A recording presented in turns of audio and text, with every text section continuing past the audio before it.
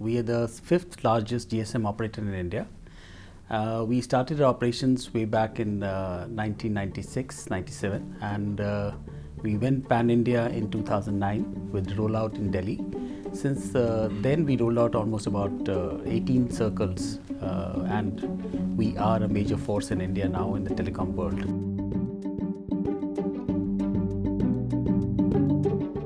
What do you think is one thing that the telecom industry does well when it comes to focusing on the customer? We have, as a telecom world, we have been able to micro-segment the customer bases to such an extent that we are able to understand as to what a customer wants, when he wants it, and how he wants it, which is something which is missing in the banking sector, I would say, today.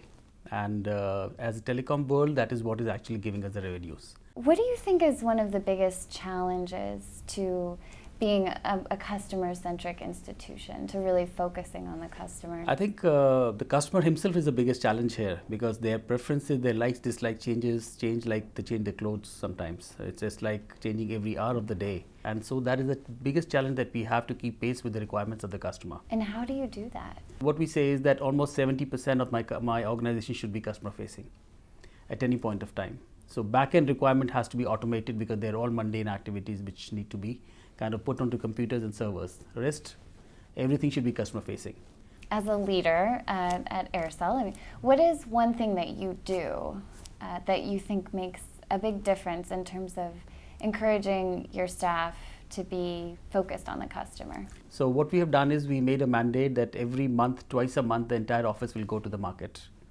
So we go and meet the customers, we go and meet the channel partners, understand what is happening. For each function who goes to the market, he tries to understand from his point of view.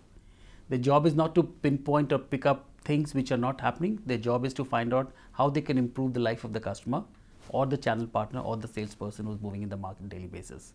Sometimes, we go incognito. We don't tell them we are from Aircel. There was a time when one of the channel partners, he just went blabbering as to why Aircel should not be bought.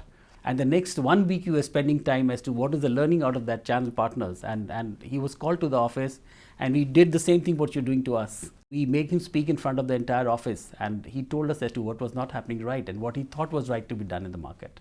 That changed the whole perception of the entire sales team.